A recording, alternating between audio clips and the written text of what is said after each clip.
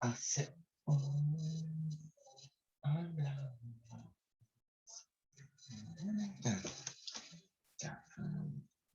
Francisco Ignacia Lizardo.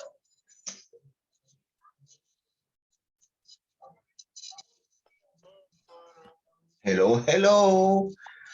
¿Cómo nos va?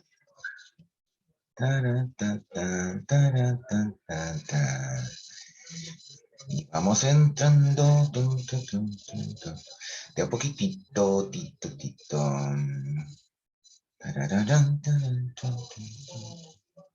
Max, Elizabeth.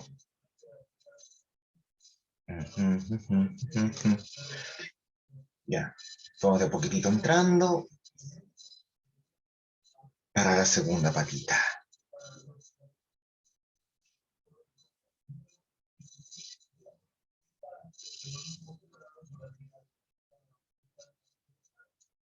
No se distrae tanto mirando por la ventana, que como las viejas copuchentas, te juro. El encierro me tiene así, ya, pegado a la ventana. Entonces, a ver, Javier. Ay, que le cuesta, todavía no entra Javier. Bueno, problemitas con internet, eso es habitual. Ya, usted sabe que cuando hay bastante conexión, como que el sistema se cae, nosotros mismos a veces tenemos problemitas. Sofía, ya. Bueno, para aprovechar bien el tiempo y a medida que vayan llegando, vamos a ir dejándolos entrar. Vamos a compartir de nuevo este PowerPoint, que es el que voy a subir hoy día. No lo vamos a ver entero hoy día, pero igual lo voy a subir. Así que todos los que necesiten o quieran lo pueden mirar. 3 personas. Catalina, Johan, Max. El Javier todavía está la señal que se cuelga y se va a ir bien. Ya. Primero esto que hablaba de la línea de la pobreza. En el fondo, claro, como ustedes dicen, o alguno de ustedes también sugiere, depende de cada país, pero hay una sola forma de medirlo, y es si tu situación personal, familiar, eh, tu ganancia, Rafael y Mike. El asunto, yo creo, es lo que tú ganas. eh, ¿Te alcanza justo para vivir? Esa es la pregunta. Si lo que tú ganas te alcanza justo para vivir, estás en la línea de la pobreza. Más allá de cuánto cueste la vida en cada país, es muy distinto. De hecho, dentro de un país es muy diferente vivir en el campo, vivir en la ciudad, vivir en la costa, vivir en el interior, vivir en una zona muy productiva, vivir en una zona deprimida. O sea, dentro de un mismo país es súper diferente. Pero por lo menos tienes una forma de medirlo. Si te alcanza justo o no te alcanza ni siquiera para sostenerte, o te sobra un poquito, ¿ya? Y con eso puedes más o menos sacar una estadística pareja y decirte, sí, en América Latina la mitad de la gente es pobre, la mitad. Esos son bastantes millones de personas. Va a tener que tener una especie de realidad. Dentro de la otra realidad, en general somos un continente donde hay problemas de vivienda. Eh, no sé si sea tanto el problema la vivienda propia, sino que más bien el problema es la vivienda digna, la vivienda sólida, o la vivienda, ¿cómo podríamos llamarla? La vivienda formal, ¿ya? ¿A qué me refiero con una vivienda formal? Una vivienda sólida, con paredes, con techo, con servicios, por la cual tú pagas, sea que pagues un arriendo, pagues un dividendo, pagues un préstamo bancario, pagues impuestos porque es propia, no importa, pero pagas y es tuya, ¿ya? Y existe una formalidad porque está en una calle donde hay una vereda, tiene una dirección, o sea, todo lo que es formal. En cambio, sí, lo que abunda es la informalidad de la vivienda, o sea, el espacio físico inventado, que puede ser improvisado, puede ser plástico, donde no hay calles, sino que simplemente el terreno fue tomado, es un campamento, una villa miseria, una favela, una como quiera que se le llame, pero es una vivienda improvisada, una solución a una escasez. Y eso muy común en América Latina.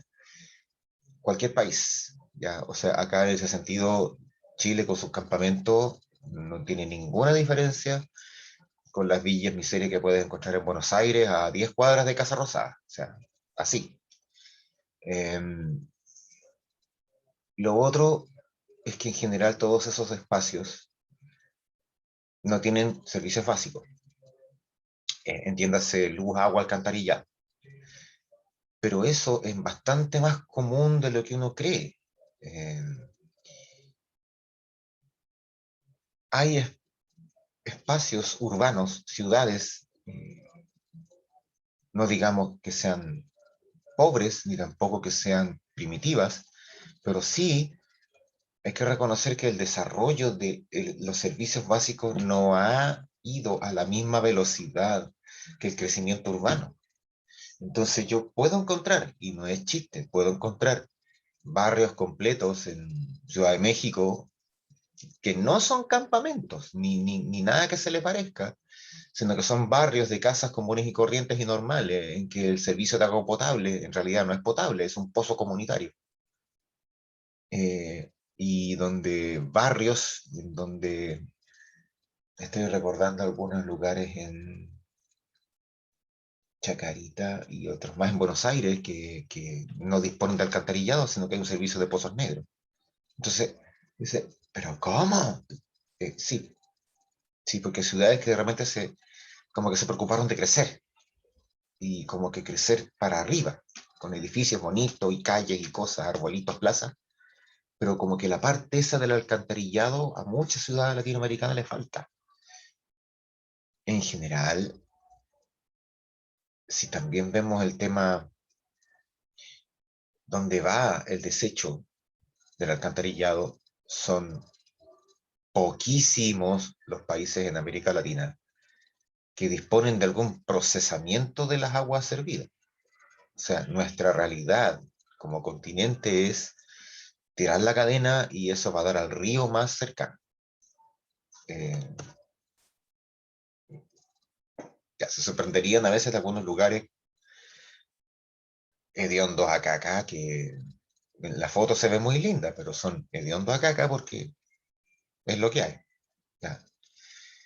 Lo otro que también es un fenómeno común a nuestra América Latina es la baja escolaridad. Me parece que en este momento los que llevan el récord de la mejor escolaridad son Uruguay y Cuba. Sí, tal cual, Uruguay y Cuba. El resto de países siempre anda como por alrededor de los 10 años de promedio, que significa llegar hasta segundo medio. De hecho, Chile tiene el promedio de 10. ¿Ya? En general, la población llega hasta segundo medio. Em, pero los peores en este momento son Bolivia, Haití y El Salvador, ¿ya? Que tienen un promedio de 8 a 6, baja escolaridad. Significa llegar a sexto básico, en el peor de los casos, o a octavo básico, que en realidad sería como quien dice, una especie de línea base para empezar a contar. Tenemos el problema del narcotráfico, y en eso también hay que ser bastante exacto. Nosotros tenemos un doble problema como continente. El primer problema es ser algunos lugares, ser grandes productores de droga, especialmente los derivados de la cocaína, de la coca, de la hoja de coca. O sea, ya estamos hablando de lugares como Bolivia, Perú, Colombia, algo Ecuador, México como lugar de tránsito, son como los más afectados por el problema.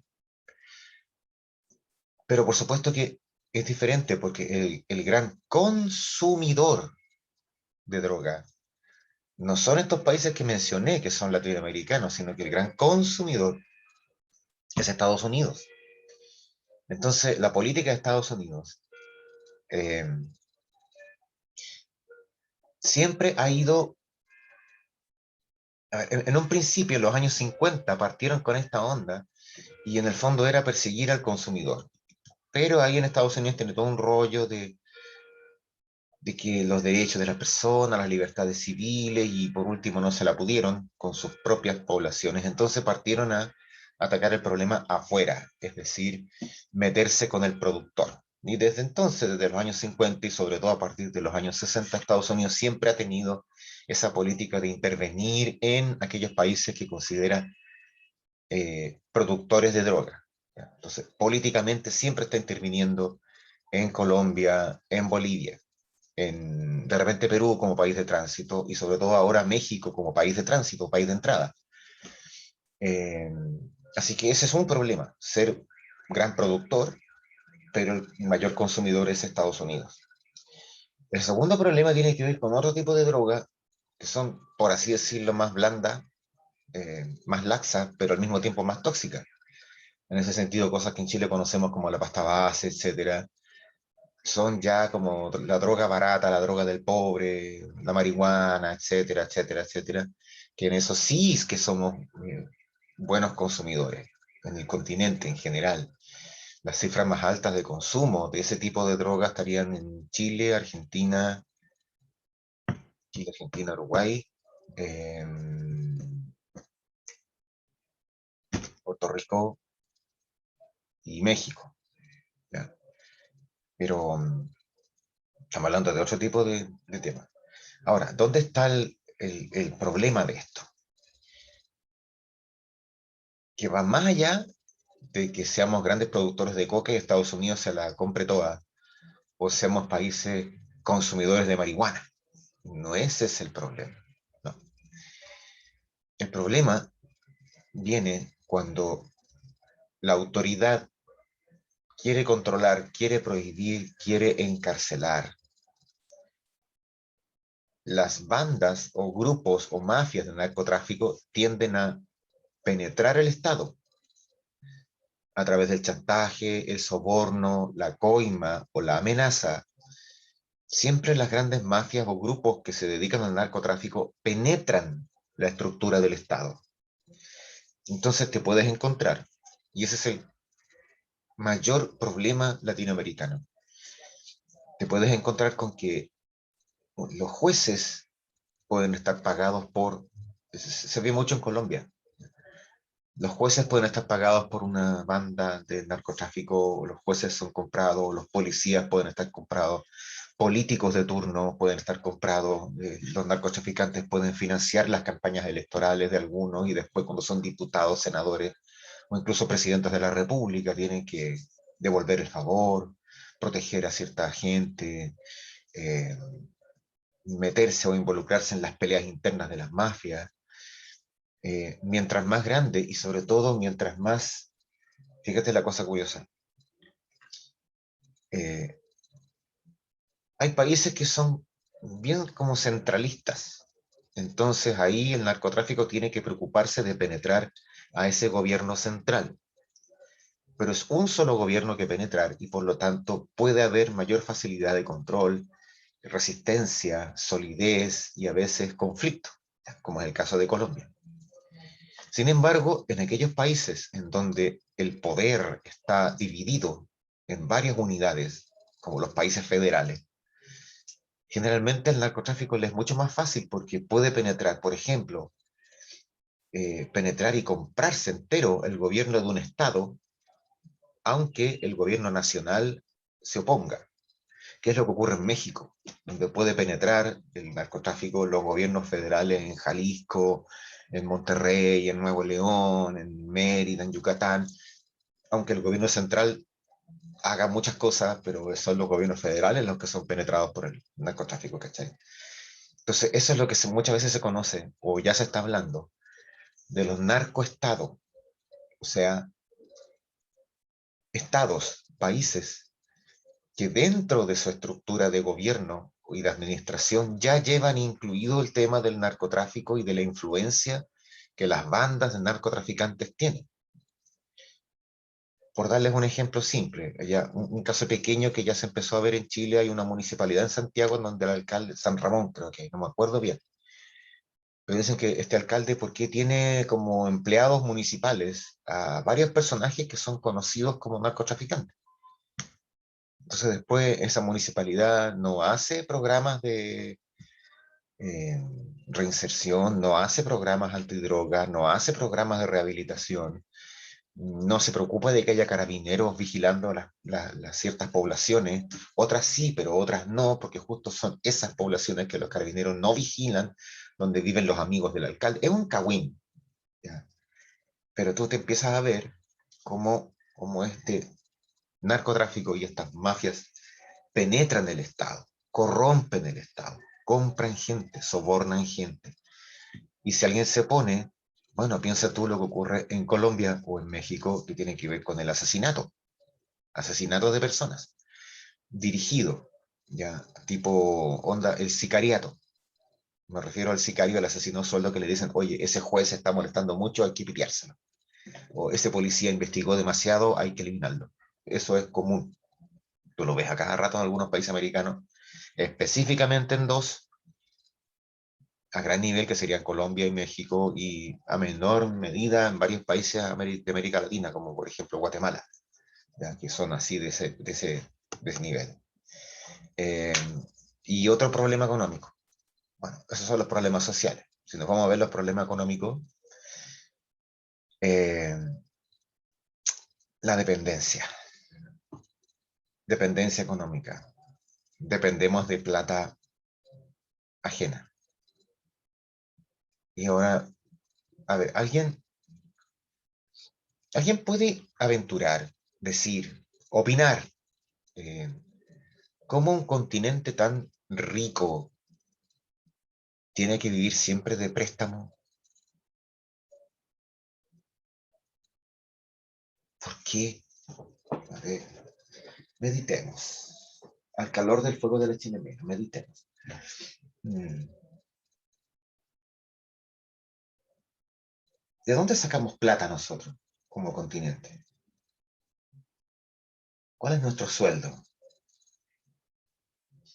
Mm, Las cosas que vendemos.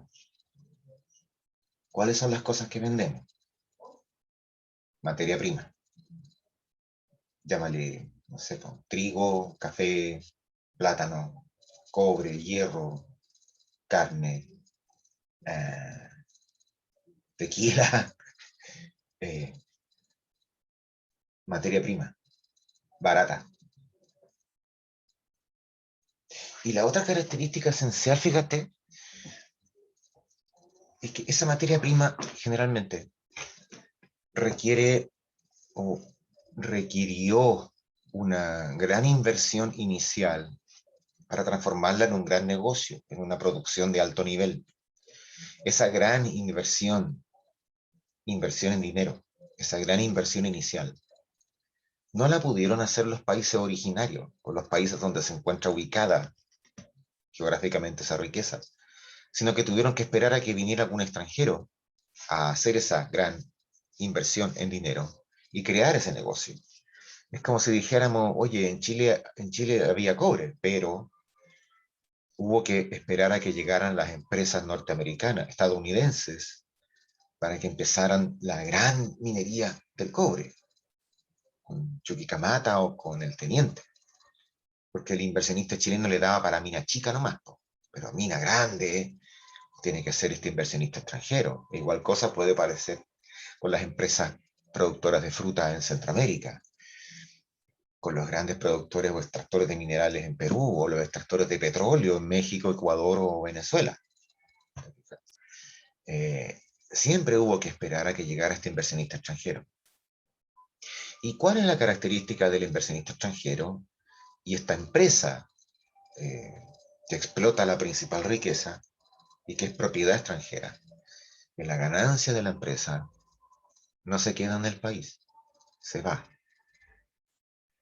Si la empresa es gringa, la riqueza de la empresa se va a Estados Unidos, no se queda aquí.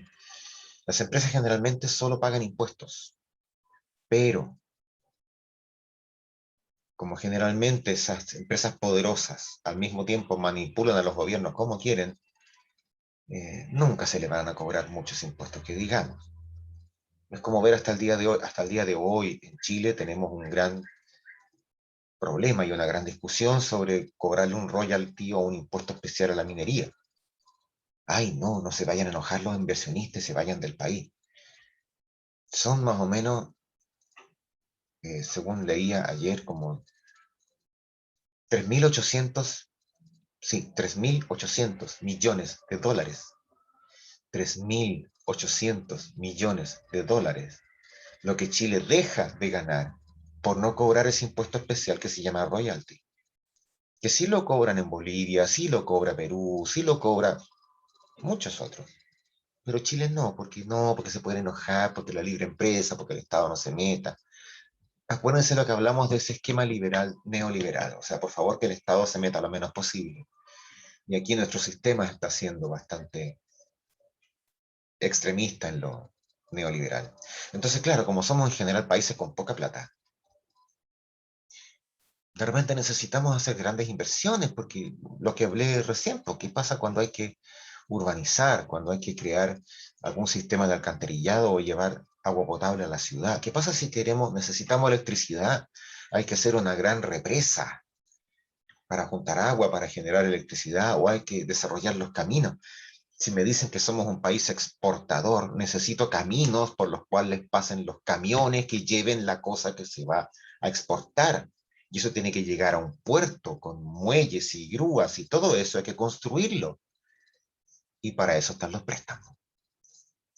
¿Ya? Y por eso dependemos, primero, que vengan acá, inviertan y fabriquen o inventen una empresa que explota un recurso. Eso le va a dar impuestos al Estado, va a darle trabajo a la población, pero vamos a seguir dependiendo hay que ponerle buena cara a los señores inversionistas. Esa es una forma de depender. Y la otra forma es que, claro, como dejan poco, no pagan el impuesto que deben, cuando tenemos que hacer algo hay que pedirle un préstamo a alguien, al Banco Mundial, al Fondo Monetario, al Banco Interamericano, o directamente a banco privado, ¿ya? Como el Chase y otros más que son especialistas en prestarle a los estados para que hagan obras sociales. Oye, construir un hospital es un préstamo. Cada vez que vean algo fiscal que se construye, fíjense que hay un cartelito siempre afuera. Siempre ponen un cartelito. Obra del Ministerio de Obras Públicas, obra, mejoramiento de, construcción de, ampliación de. En la parte de abajo siempre busquen donde dice financiamiento en el cartel. Es decir, financiamiento, crédito BID, crédito, y te vas a dar cuenta que son préstamos venidos del extranjero. Ya.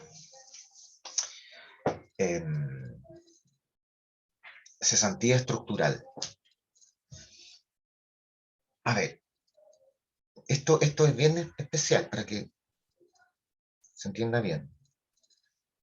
No es, no es la típica cifra de cesantes que se da mensual, aquí en Chile la da el INE, que te dice, hoy subió la cesantía, bajó la cesantía, por la pandemia cerraron negocios, oh, qué pena, mucho mozo de restaurante, mucho garzón de restaurante, mucho músico de bar, quedó cesante, bla, bla. No, no es esa cesantía. Porque el día de mañana se pasa esta cuestión, abren los negocios, salimos todos de carrete y pucha que va a haber trabajo para mucha gente. No es esa cesantía. Eh, la cesantía estructural se refiere a aquel grupo de personas que está permanentemente condenado a la cesantía o a lo que viene abajo, la informalidad. Uno, debido a la falta de formación profesional. O al revés, debido a una formación profesional que ese país no necesita o no va a generar trabajo. Me explico. Imagínate un país que sea prácticamente todo minería. Ponele Perú. Minería de cobre, minería de hierro y otras más. Y tú dices, bueno, y pesca. Ya, tienen esos como dos grandes negocios, minería y pesca. Bueno, y el turismo. Ya, minería, pesca, turismo. Minería, pesca, turismo. Y póngale que a alguien se le ocurre estudiar ingeniería forestal. Disculpa, pero Perú no ofrece trabajo para los ingenieros forestales por un tema climático. No hay. No hay explotación forestal que merezca la pena. Puede darse el caso de que tú de repente seas una persona en Chile. Oye, ¿sabes qué? Yo voy a estudiar física nuclear. ¿Para qué? Si en Chile no hay desarrollo de energía nuclear. A lo más hay dos centros de investigación que con suerte la única cosa radiactiva que tienen es la radiografía, los rayos X. Entonces tú dices, no, no, no, tengo una ausencia en estos países, una ausencia de campo laboral, una ausencia de posibilidad de trabajo. Por lo tanto, lo que genero es una masa de intelectuales cesantes. Puede incluso que el sistema no le interese la intelectualidad. Me pasa a mí con un primo, no, no es primo, es como hijo de una prima, de una, bueno, ya pariente lejano, que el tipo es profesor de lenguaje, de literatura, pero tiene 3 magíster y tiene 2 doctorados en el extranjero, en la UNAM de México, en Barcelona y todo lo demás. Y al final tiene tanta especialización y tanto título que las universidades le dicen, no, compadre, usted está demasiado sobrevalorado. Eh, Usted nos saldría muy caro. Y el tipo no tiene pega, porque lo que se prefiere a nivel, no, te queremos para esto nomás, no necesitamos a alguien tan profesional. Piensa tú cuánta gente tiene que emigrar en un fenómeno que se conoce como la fuga de cerebros. No sé si lo han escuchado. Fuga de cerebros. No es que por las orejas, no, no. Es que la gente que tiene algunas profesiones muy complicadas no tiene campo laboral en este continente. Infectólogos, biólogos, investigadores de cualquier tipo, en astronomía, no tienen campo laboral acá. Entonces, ¿dónde terminan? Aquí serían cesantes. Por lo tanto, eh, hay que emigrar. Ya. Esa es una parte del asunto, el cesante intelectual. Lo otro, lo más común en esto que se llama cesantía estructural, es que en general siempre estamos pidiendo o viendo que para los trabajos se exige cierto nivel de preparación. Por ejemplo, en Chile se exigirá, oye, el cuarto medio rendido. Pero recién dijimos que la escolaridad dura 10 años, como hasta segundo medio. Entonces, cuando quieres después con cualquier tipo de trabajo y te piden cuarto medio, te vas a dar cuenta de que siempre las personas van quedando postergadas. Las personas menos preparadas siempre van quedando postergadas y eso, ahí vamos al tema de la estructura, ¿no? De la cesantía estructural, porque son personas que siempre van a estar en el grupo de los cesantes, siempre van a estar recibiendo la ayuda del Estado y siempre van a estar optando a lo que dice abajo, el trabajo informal. Es cierto que en general, cuando hay crisis económica, cualquiera puede caer a ese nivel, cualquiera puede dedicarse a la actividad informal. De hecho, acá en Chile, como somos tan eh, eufemísticos y nos gusta disfrazar y decir las cosas con palabras bonitas, aquí en Chile hablamos de emprendimiento. O sea, la señora quedó sin trabajo y su única forma de sustento es, oye, fabricar empanaditas o hacer sushi en su departamento y salir a vender. Eso es una economía informal. Ella no es una empresa, no es un empleado. ¿Te fijas? Es alguien que inventó algo y lo hace ella misma. No tiene declaración de impuestos, iniciación de actividades económicas, no está registrado en ningún registro de productores de no sé qué, es absolutamente informal, espontáneo, como cualquier ambulante. Pero aquí lo llamamos emprendimiento. ¿Cachai? Y el tema es que en nuestro continente abunda la estructura informal, abunda la persona que se dedica a salvar el día con lo que hace.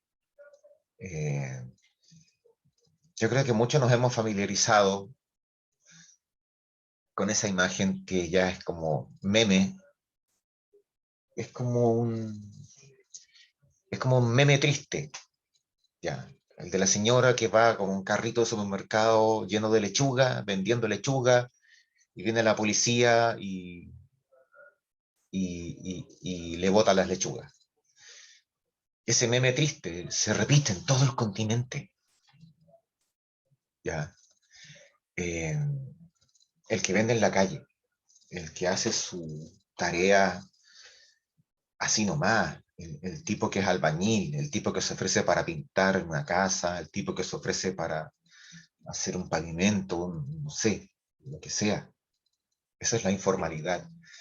No tengo profesión, no soy un negocio, no doy boleta. Tú me decís, oye, te paso 5 lucas y córtame el pasto, listo, ahí voy. Y eso es mi trabajo. Por eso se llama de informalidad. ¿Ya? Generalmente, todas las personas que están en el primer punto, esto de los cesantes estructurales, los tipos que por formación, por incapacidad del mismo país de fabricar empleos, entonces gente que siempre está en el grupo de los cesantes, siempre va a dar o se va a salvar a través de la economía informal, ¿ya? De la economía improvisada, el trabajo improvisado, el trabajo al lote, si tengo algo, tengo, y si no tengo, pucha, qué pena no tengo. Ya. Ciérrale con esto. Lo que mencionamos al principio, somos economías centradas en producir materia prima. Yo sé que de repente suena bonito decir, oye, no, pero es que en Bolivia no sé qué cosa están fabricando. No, no fabrican teléfonos, fabrican batería de litio. Y eso, ahí nomás, porque es una fábrica china. No es que Bolivia lo haga, sino que una empresa china vino y se instaló. Y aprovechan el litio boliviano en fabricar baterías de litio. No como acá que tenemos litio, pero lo sacamos como polvo de talco y se lo mandamos a los chinos, tal cual. Eh, pero en general siempre hacemos eso. Los argentinos, ¿qué hacen? Tienen su montón de tierra agrícola dedicada al cultivo de la soya, esa es casi la mayor producción argentina, y de ahí se lo mandan a los chinos para que hagan todos los derivados y todas las cosas que tienen soya. Lo mismo que la carne. Un montón de vacas que las carnean y mandan la carne congelada a todas partes, incluyendo a nosotros. Lo mismo que los argentinos, los brasileños. Los brasileños ahora están vueltos locos quemando bosque para poder aumentar su producción agrícola. Mientras más terreno, más cultivo, en este caso también de soya. Yo sé que a alguna gente le puede molestar, pero el cultivo de soya es lo que más destruye el medio ambiente en este momento, porque todo el mundo está vuelto loco tratando de aumentar el cultivo de soya. Y de ahí que se esté quemando bosque en la Amazonía como loco. ¿Ya? Sobre todo con este presidente tarado que tiene. Perdón, lo dije, pero con este presidente que tienen, que dio permiso para todo, bueno, ahí tienen las consecuencias. En general, ese mismo hecho hace que la materia prima eh, sea nuestra fuente de ingreso. No hay mayor interés en cambiarlo.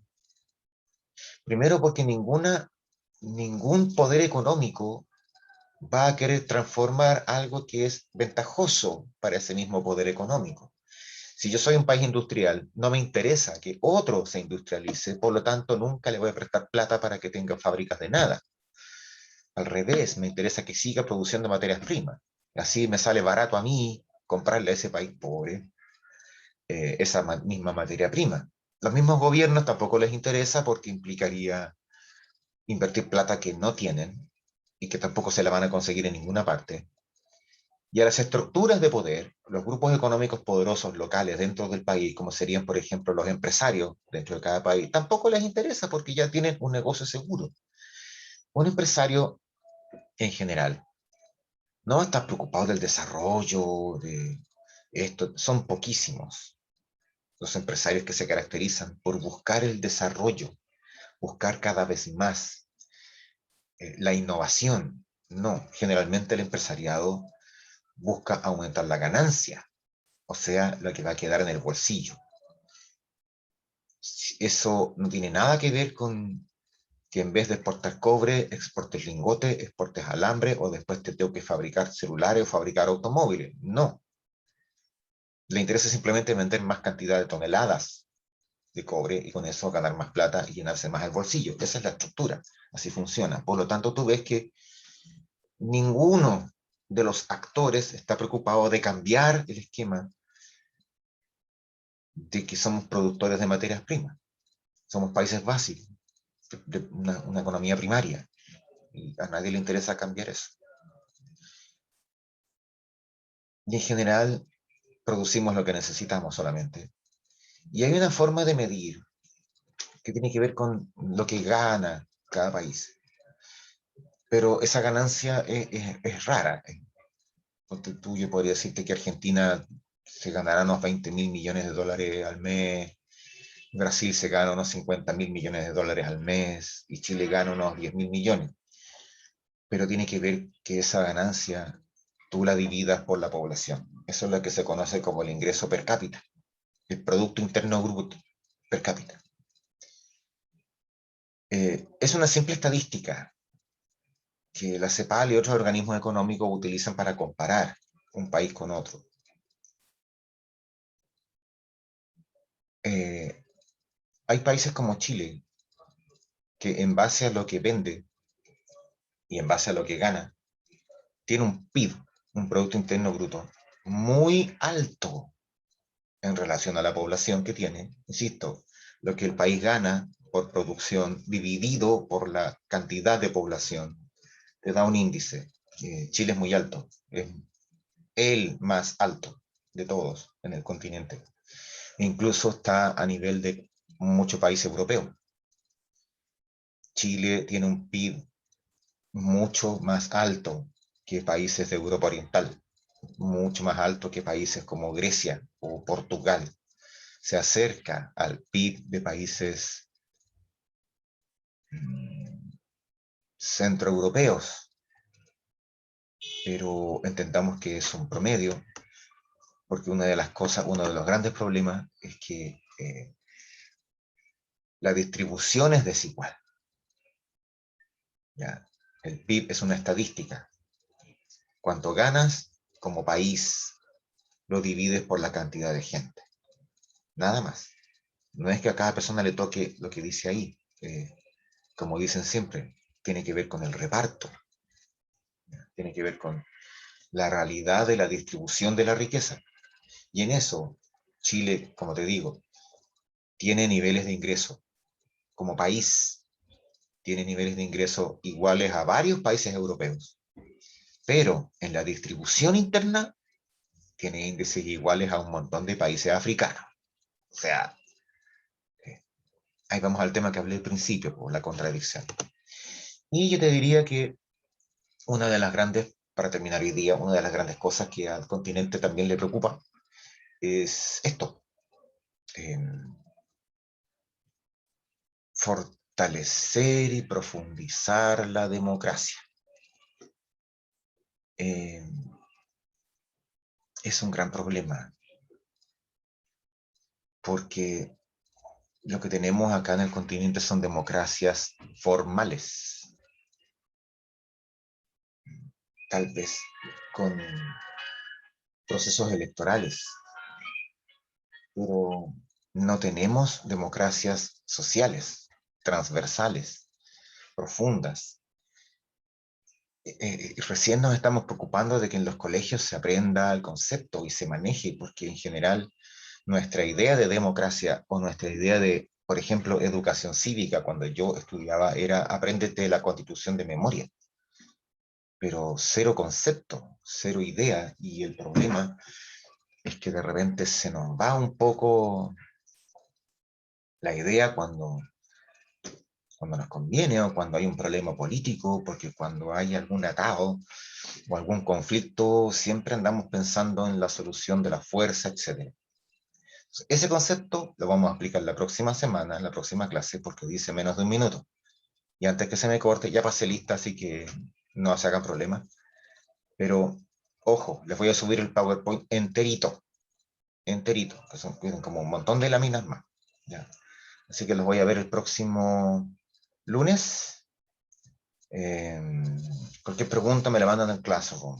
Así que esto en cualquier momento se va a cortar. Así que aprovechemos de Profe, es decir martes, no chao. lunes. Ya, Ay, profe, de veras, cuídese. Marte, cáchate, estoy como bien en la pandemia, me tiene loco. Ya, chiquillo, abríguense.